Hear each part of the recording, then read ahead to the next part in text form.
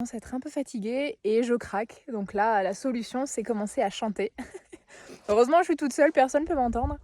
Mais ça y est, j'ai attaqué le répertoire des Disney, donc c'est qu'il est temps d'arriver. C'est que je suis fatiguée.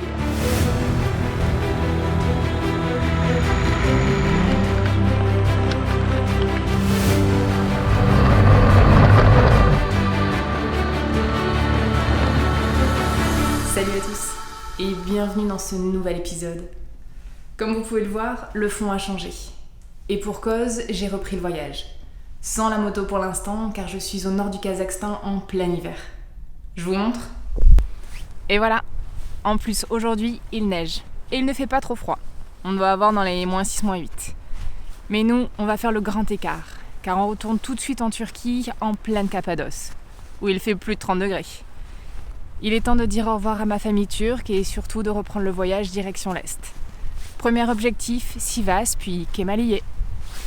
Petit bilan du matin. Alors voyons voir. Eh bien, 1, 2, 3, 4.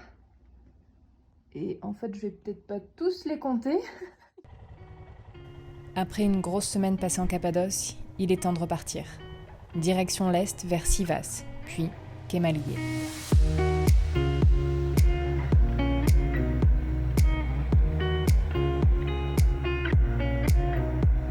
J'ai quitté Sivas ce matin et là je suis en direction de Divriği et de sa fameuse mosquée.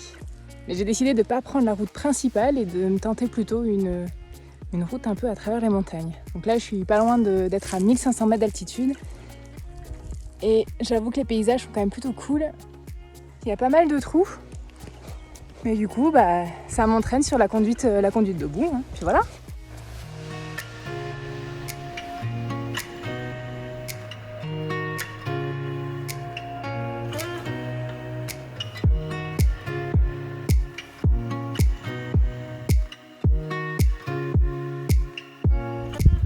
Alors ça monte, ça descend, ça monte, ça descend. On croise quelques villages, mais très peu. J'ai dû croiser 3 voitures en tout et pour tout sur les 100 bornes que je viens de faire. Donc c'est vraiment reculé. Mais par contre, c'est plutôt sympa. Bon, je sais pas quand est-ce que je vais pouvoir manger, mais heureusement j'ai quelques chips. Ah, une voiture. C'est rare. C'est comme ça que j'ai rencontré Assor et Celal. Ils m'ont fait comprendre qu'il y avait la nourriture plus loin et donc ils m'ont dit de les suivre.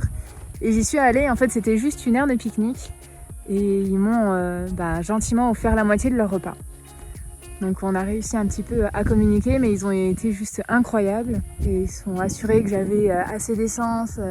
Ils m'ont amené sur le bon chemin, ils ont même voulu me donner de l'argent pour m'aider. Enfin, juste une gentillesse mais incroyable. Et ça résume tellement mon expérience en Turquie, je trouve. Les gens ici sont juste... Moi, je suis amoureuse, quoi. Je suis amoureuse des Turcs, voilà. C'est un super pays.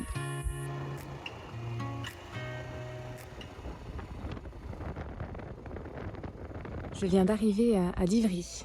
Je suis face à la grande mosquée qui est en cours de rénovation. Je sais pas trop ce qu'on va pouvoir en voir, mais voilà. Je vais aller voir ça. Mais juste avant, il y a un monsieur qui est venu me voir pour m'offrir un bouquet de fleurs. C'est trop gentil. En fait, je l'ai croisé tout à l'heure sur la route. Il était en train de faire une pause. Et je le voyais avec un bouquet de fleurs, il m'a fait un grand signe, mais j'ai pas compris et j'ai continué ma route. Et en fait, il est venu jusqu'ici. En fait, il est aussi près de la mosquée. Donc il est venu me voir pour m'offrir le fameux bouquet. Donc je pense que c'est ce qu'il voulait faire tout à l'heure, mais voilà, c'est trop gentil. Cette mosquée date du XIIIe siècle. Et même si elle est en grande partie cachée par des échafaudages, on peut se rendre compte rien qu'au niveau des façades et des portes apparentes que c'est un incroyable ouvrage. Il faudra encore quelques années avant qu'elle soit visitable. Mais le résultat sera grandiose, à n'en pas douter. Il me reste encore 1 heure de route pour arriver à Kemaliye. Ça fait 250 km, quelque chose comme ça. Mais très très long en termes de temps parce que c'est que des routes de montagne. Alors par contre c'est magnifique, mais je commence à être un peu fatiguée et je craque. Donc là la solution c'est commencer à chanter. Heureusement je suis toute seule, personne ne peut m'entendre. Mais ça y est, j'ai attaqué le répertoire des Disney, donc c'est qu'il est temps d'arriver. C'est que je suis fatiguée là. Mais du coup voilà, petit col, petite pause et puis je repars. Et malgré la fatigue et l'envie pressante d'arriver, je ne résisterai pas à faire une pause pour apprécier cette vue sur l'Euphrate. Je suis éclatée. Je suis partie ce matin de Sivas vers 11h et je suis arrivée à Kémalié vers 21h. C'est 288 km à peu près, mais que des routes secondaires de montagne, entre 1400 et 1800 mètres d'altitude. Et c'était juste ouf en fait. Des montagnes de toutes les couleurs. J'ai croisé 10 voitures à tout casser dans la journée. J'avoue que là j'ai hâte d'aller me coucher. À la base, je n'avais pas prévu de m'arrêter ici. C'est des bikers qui m'ont parlé de cet endroit. Alors, petite visite. Il fait une chaleur. Bon, clairement, je m'aide pas, il est 13h là, mais ça vaut quand même le déplacement. Kémalié est une jolie petite ville en bord de l'Euphrate. Ce fleuve d'Asie, long de presque 2800 km. Je viens de faire la connaissance de Tolga et Avni, qui sont les boulangers de Kémalié. En fait, j'ai senti l'odeur, je suis rentrée dans la boulangerie et j'ai pas pu résister. Et ils ont été tellement sympas, ils m'ont offert une miche de pain. Alors clairement, ils savent comment me faire plaisir.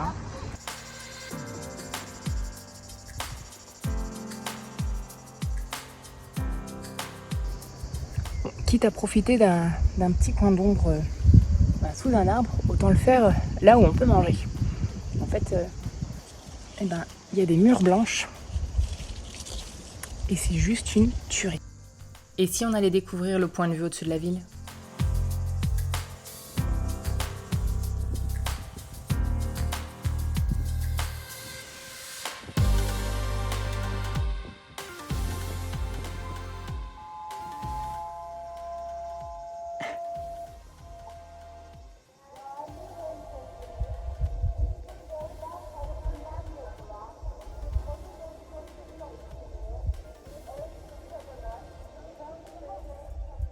Surprenant cette annonce. On est au milieu de nulle part et on entend une annonce qui vient apparemment de l'autre côté de la vallée. Alors je sais pas ce que ça se dit, mais c'est surprenant.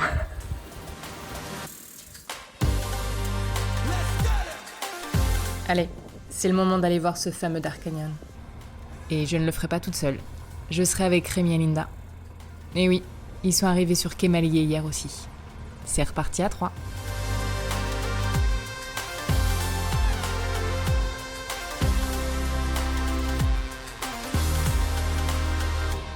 Ok, j'avoue, c'était peut-être un peu vache de ma part de couper l'épisode ici.